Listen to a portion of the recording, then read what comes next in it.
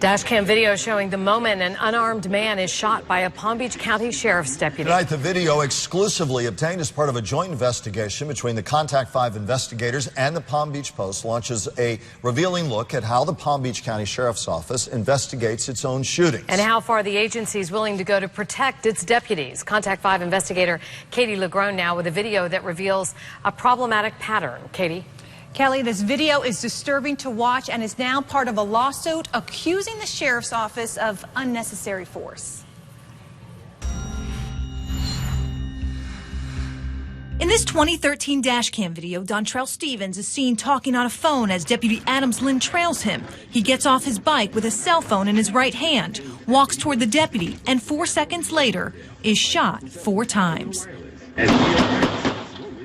Stevens had nothing in his hand but a cell phone. He starts backing away from me, and as soon as he's backing away, Moments later, the deputy can be heard on the radio. I'm like, get on the ground, get on the ground. Stop what you're doing and comply with us. That day, Sheriff Rick Bradshaw was on TV. There's nothing in the rules of engagement that says we have to put our lives in jeopardy to wait to find out what this is and get killed. But the Contact 5 investigators discovered problems. I got your back, you know that. I know. Hey, you know that. Yeah, I know. In a joint investigation with the Palm Beach Post, we'll show you evidence you've never seen until now. This has gone far beyond giving law enforcement officers the benefit of the doubt. The pattern we found inside the Palm Beach County Sheriff's Office and how this dramatic scene is helping to expose it. 15 years of police shootings culminates into one explosive investigation. What stood out about the county's largest law enforcement agency and what Sheriff Rick Bradshaw is saying about it. Tonight at 11, only on News Channel 5.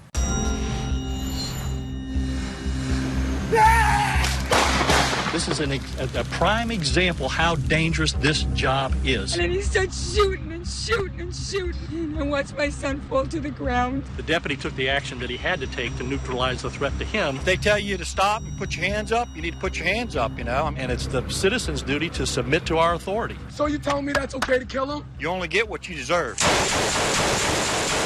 Andy Jackson lost part of his skull. Everybody said, why are you shooting? Jamil Murray, his life. And Dontrell Stevens will never walk again. They are among the 114 people who since 2000 have been shot at by a Palm Beach County Sheriff's deputy. The deputy's lucky to be alive. He was in a fight for his life. And their cases are among more than a dozen we found exposing the failures of how Palm Beach County's largest law enforcement agency investigates shootings. Shouldn't have started reaching. All right, like you had something. That involve their own. We don't expect our deputies to be assaulted.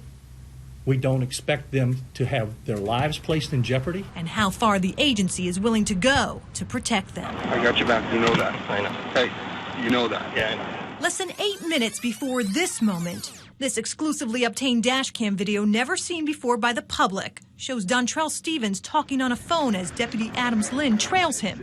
He gets off his bike with a cell phone in his right hand, walks toward the deputy, and 4 seconds later is shot 4 times. Stevens had nothing in his hands but a cell phone. He starts backing away from me, and as soon as he's backing away, Moments later, the deputy can be heard on the radio. I'm like, get on the ground, get on the ground. Put up your hands, stop what you're doing, and comply with us. That day, Sheriff Rick Bradshaw was on TV. There's nothing in the rules of engagement that says we have to put our lives in jeopardy to wait to find out what this is and get killed. Months later, investigators from the state attorney's office and PBSO ruled the shooting justified. But there was a problem. There is no recording of any commands ever made to Dontrell Stevens. And as soon as he's backing away, I'm like, get on the ground, get on the ground. The Deputy Sheriff Lynn's statements, recorded statements following this shooting, were absolutely false. Internal Affairs completely ignored that evidence. Dontrell will spend the rest of his life in a wheelchair. Attorney Jack Scarola is suing the sheriff and deputy. Put up your hands. The sheriff talked about the shooting then, but won't now because of the lawsuit. And they have something in their hands, and they're going to make a move towards the deputy. They're going to defend themselves. Our obligation in law enforcement is to conduct a complete and thorough investigation. Dennis Root is an excessive force expert. Well, if you just arrived on scene and 10 minutes later you're telling the media that it's a good shooting, how much of the investigation could really have been completed? But for Sheriff Bradshaw, it's become the norm. No question, your mind it was justified then? Well, there's no doubt in my mind the deputy did what he had to do to save his life. That's the part, from a law enforcement perspective, that concerns me the greatest. The individual was fooling around with his hands in the front there. In 2009, he was on the record just hours after an off-duty deputy shot and killed 28-year-old Jamil Murray outside this West Palm Beach market. The deputy reacted in the way that anybody else would in his position to save his life. According to PBSO, the deputy feared Murray had a gun. It was a knife. Everybody said, why did you shoot it? We know from our training that somebody that's within 10 feet of you, which this was, can come over and stab you. But he wasn't. The final report actually put Murray more than 20 feet away. And it didn't include witness statements. You tell me to throw on the ground, let me throw on the ground. Don't shoot me first, then say you was in danger. Including the market's bookkeeper, who also described Murray obeying the deputy's orders to put down the knife, even answering "no, sir" when asked if he had a gun. The officer was cleared, the shooting justified. We found since 2000, PBSO has justified nearly all its deputy-involved shootings. And in deadly ones, the clearance rate is even higher. Is it a red flag to you? Absolutely, absolutely. Palm Beach County Public Defender Carrie Hawat. You just think on average there's got to be some mistakes that are made. Like the mistake that left Andy Jackson scarred. Where'd you get shot? Right here in the forehead, right here in the middle, right here. His is one of the few shootings PBSO flagged as a bad one. But what he did have in common with many others, he was young, black, and unarmed. We found across the board deputies are disproportionately shooting young black men who are unarmed. We don't have the luxury to say, okay, you know what, we'd only like to go to 10 white calls today, or tomorrow we'd only like to go to 13 black calls. You know, we have to go where people call us. With Channel 5 cameras rolling, Sheriff Bradshaw agreed to talk about findings from our joint investigation with the Palm Beach Post. I'm not saying we don't make mistakes, and every investigation will not be perfect. This has gone far beyond giving law enforcement officers the benefit of the doubt.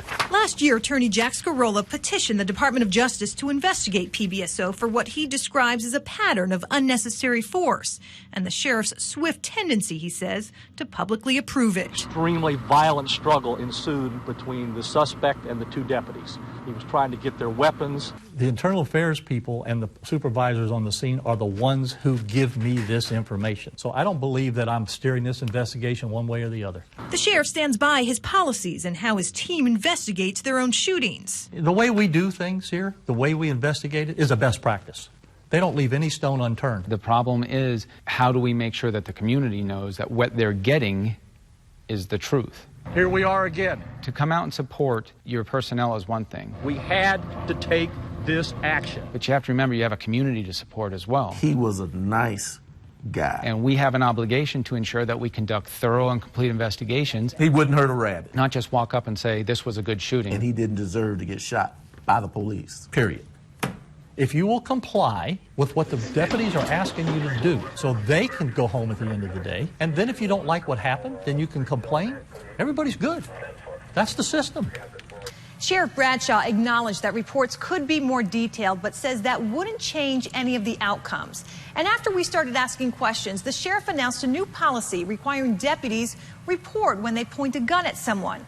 Tomorrow at 6, he's the last sheriff's deputy who faced charges for shooting a man. Hear the toll pulling the trigger took and the message he has for the man's family.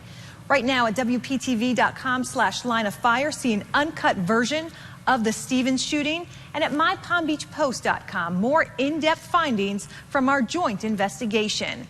I'm Katie Legrone, WPTV News Channel 5. We've shown you the controversial shooting of an unarmed black man. You see the video there. Plus, what critics say is PBSO's quickness to defend deputies before all the evidence is in on many cases, and the disproportionate number of young, unarmed black men being shot.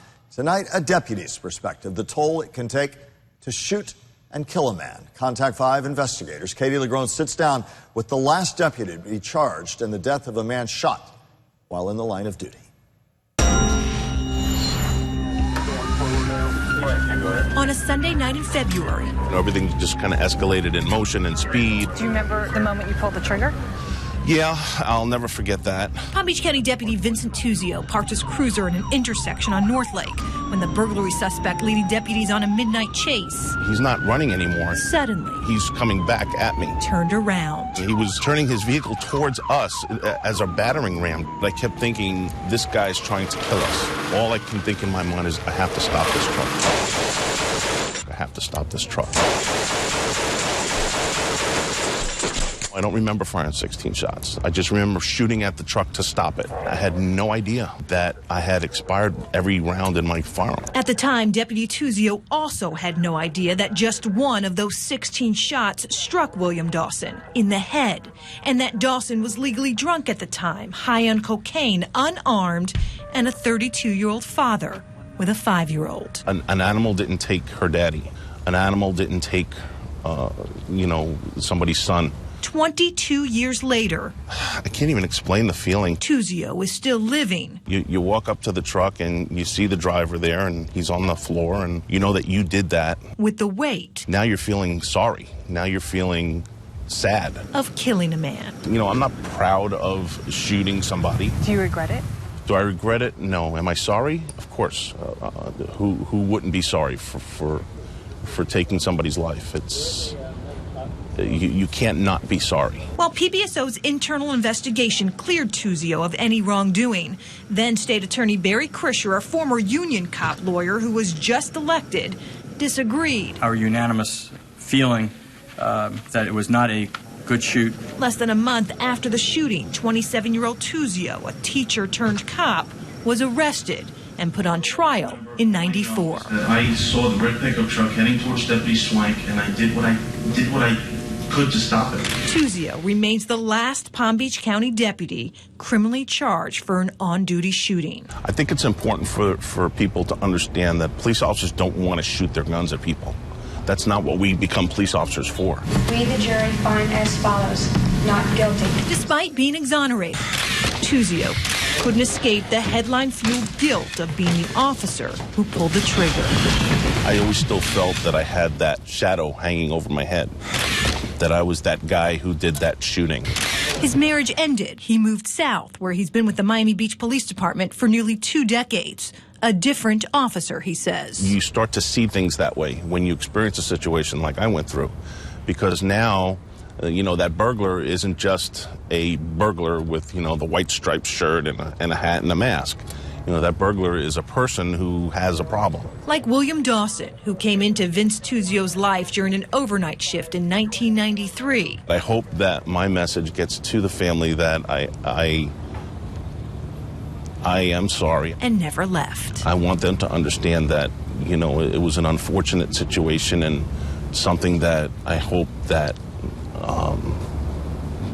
that they can forgive me for.